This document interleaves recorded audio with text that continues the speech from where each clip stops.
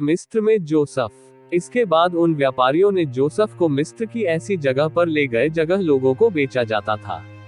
लोगों ने जोसेफ के लिए बोली लगाई और उसे मिस्र के पोटिफर ने खरीद लिया। पोटिफर मिस्र की सेना का मुखिया था। अब जोसेफ पोटिफर का गुलाम था। जोसेफ को पोटिफर ने खेतों में काम दिया। जोसेफ बहुत ही मेहनती था और वह सारे काम अच्छे से करता। जोसेफ की वजह से पोटिफर के संपत्ति में खूब इजाफा हुआ। पोटिफर ने जोसेफ की ईमानदारी और सच्ची लगन को देखकर उसे अपनी संपत्ति का प्रबंधक बना दिया। अब जोसेफ की जिंदगी और अच्छी हो चुकी थी। जेल में जोसेफ दिखने में सुंदर था और सबसे अच्छी बातें भी किया करता।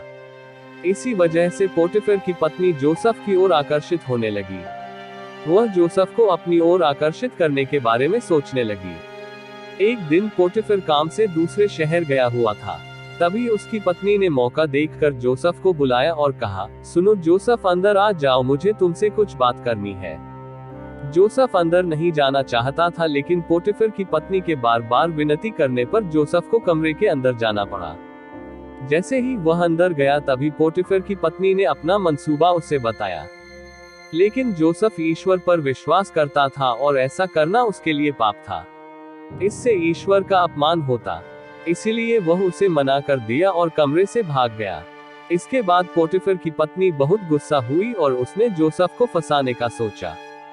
जैसे ही पोटिफर वापस लौट आया तब उसकी पत्नी ने उससे कहा, जोसेफ मेरे कमरे में आया था और वह मेरे साथ जबरदस्ती करने लगा। ऐसा सुनने के बाद पोटिफर बहुत गुस्सा हुआ और उसने जोसेफ को जेल में डालने का आदेश दिया। जोसेफ को कई सालों तक जेल के अंदर रहना पड़ा। फराओ का सपना। जोसेफ को जेल में बिताते हुए 2 साल हो चुके थे।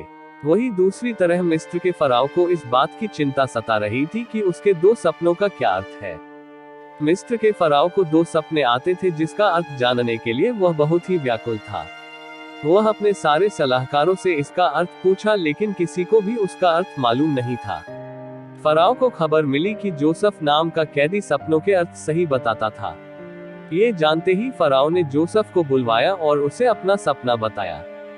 फराओ ने अपना पहला सपना जोसेफ को सुनाया। मैंने सपने में देखा कि 7 हट्टी कट्टी गाय नदी से निकली और घास चरने लगी। उसके कुछ देर बाद 7 पतली दुबली गाय मड़ई से निकली और उन 7 हटे कट्टे गायों को खा गई। आपने दूसरे सपने में क्या देखा? जोसेफ ने फराओ से पूछा। फराओ ने दूसरी कहानी सुनाई। मैंने दूसरे सपने में देखा कि अनाज के 7 मुरझाए हुए बालियां 7 मोटे बालियों को खा गए।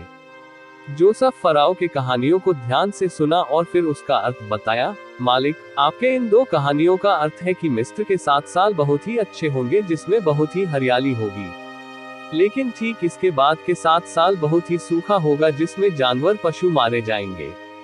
ये सुनने के बाद फराओ ने सबको आदेश दिया कि इन 7 सालों में अनाज की अधिक उपज को इकट्ठा किया जाए ताकि सूखा आने पर इसका इस्तेमाल किया जाए। जैसा जोसेफ ने कहा था वैसा ही हुआ। शुरुआत के 7 सालों में मिस्र में अब तक का सबसे अच्छा फसल हुआ जिसमें लोगों ने ढेर सारा अनाज आगे के लिए बचाया। इस बीच जोसेफ एक वजीर बन चुका था।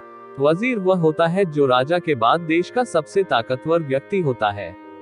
उसके पास बहुत से अधिकार होते हैं। दोस्तों, ये वीडियो कैसे लगा कमेंट जरूर करें। यदि आपको अच्छा लगा तो लाइक और शेयर करें, और यदि आप चैनल में नए हैं तो सब्सक्राइब कर बेल आइकॉन ऑन कर दीजिए, क्योंकि हम ऐसे ही वीडियो लाते रहते हैं।